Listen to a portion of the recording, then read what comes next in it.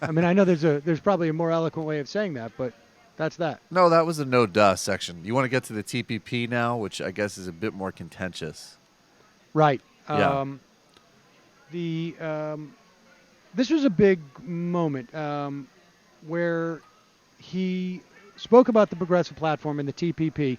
And now I'm quite convinced that Bernie's strategy all along has been to create to obviously to influence the platform. There's a lot of people who were Clinton supporters who I think now understand and will concede that what they thought, they had no idea what Bernie wanted to achieve, and they can now see the logic of what he was doing in terms of the way it impacted the platform. Yes.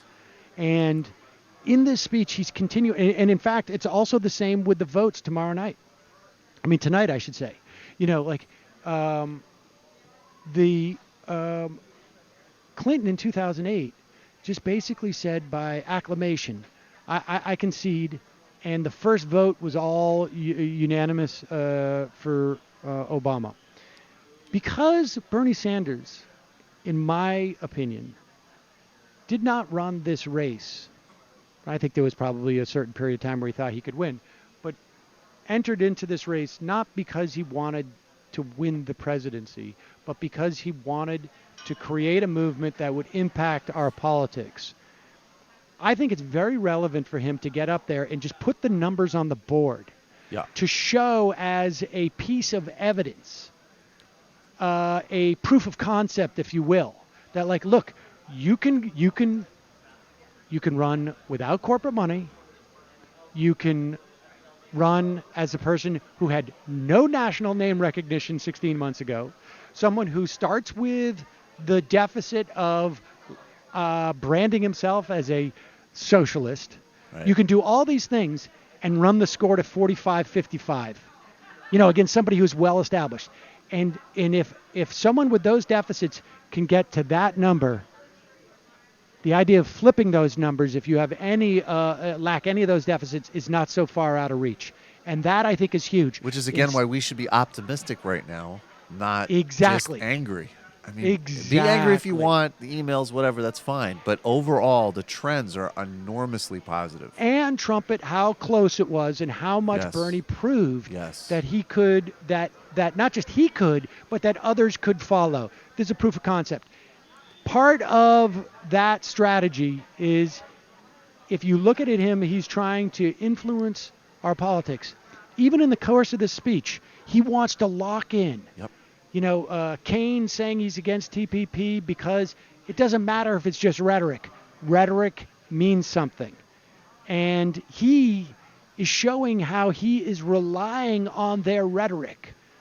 And that's basically, folks, I mean, I don't want too much of a stretch here, but that's how you make a contract, right? It's like, we're going to have a meeting of the minds. We've made an agreement. You've articulated something, and I'm going to interpret how I understand what you've articulated. And if you don't come out and change that or qualify that or clarify it, then we have an agreement. Now, of course, this is not a binding agreement, but that's the way that human interaction in politics work. Let's hear him trying to corner people on TPP in this part of the speech. It is no secret that Hillary Clinton and I disagree on a number of issues. That is what this campaign has been about. That is what democracy is about.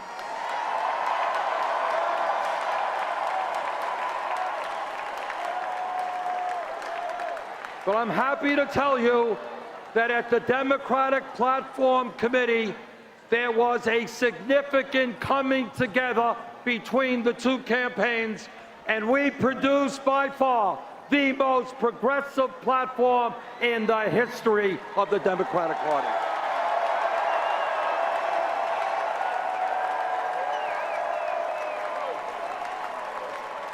Among many, many other strong provisions, the Democratic Party now calls for breaking up the major financial institutions on Wall Street.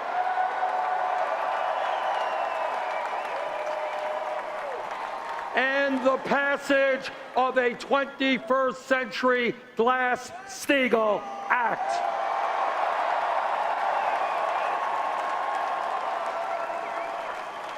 It also calls for strong opposition to job-killing trade agreements like the TPP.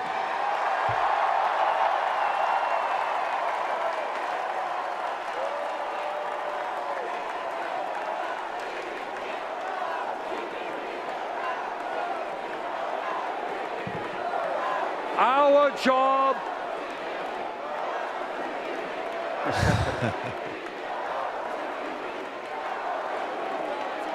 right. We have got to make sure that TPP does not get to the floor of the Congress in the lame duck session.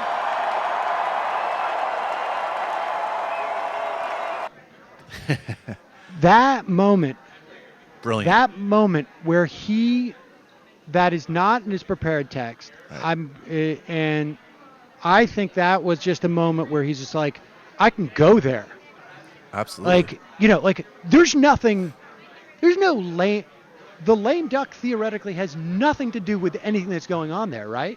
And so he is taking the energy in that room. He is quantifying it. He is billboarding it. He's pinning it on the wall. And that's going to mean something. I mean, that's the clip that I take, right? Yep. If I'm running an ad and because they're talking about bringing the TPP up. Like, you shouldn't do this as if you're a Democrat. And, here's the reality is that, like, if I'm in that same organization, I run stuff from the Republican National Convention as well. I mean, Definitely. It's just basically an electoral threat. Well, and I also thought it was kind of it's so charming about Bernie that what really lights his face up is no TPP signs. But the other thing that also just occurs to me is that as far as Bernie himself going forward and what he's created in terms of political capital, the tests of it are candidates that he's endorsed in congressional primaries, and that's been pretty mixed at best so far, and then all these other kind of organizing and things that are coming out of his campaign. But then, like it or not, it's actually going to be how well he delivers his people to Hillary. So again, to just sort of, underline that point, if you're, in some ways, you're kneecapping his ability in the Senate to be, completely intransigent going forward. Yeah, I lost you a little bit there on the end. We had some type of slight interruption on the internet, but I'm saying you're not helping him conserve and expand his political capital with a Bernie or bust sort of stance. No, of course he has to deliver. He has to be able to right. deliver, and he has to be able to say, like, this is a cohesive political force. Right. This is not just people who are running around willy-nilly. Now, the reality is that. I don't know. This came up with my conversation with Anna, and I suppose I could have asked her for the poll she was talking about. But NBC poll came out, 75% of Bernie supporters support Clinton. Right. Pew came out 90%. Right. I don't know where it is, but I imagine the reality is somewhere in the middle, and that's basically par for the course at this stage. Well, I do. Don't you think, though, Sam, that if the people who are saying Bernie or bust are overrepresented in our little kind of micro political sphere of like Majority Report, Young Turks, it seems to me that from talking to Hillary people on the other side of it, like I knew people, very, very savvy people, who genuinely doubted that he would endorse her. So they're also, seriously overrepresenting those voices. Oh, I agree. Yeah, I agree totally. I agree. Hello, you. I'm Sam Seder. Looking for smart progressive talk that is occasionally amusing? Well, subscribe to our YouTube feed. Subscribe to our podcast. Like us on Facebook.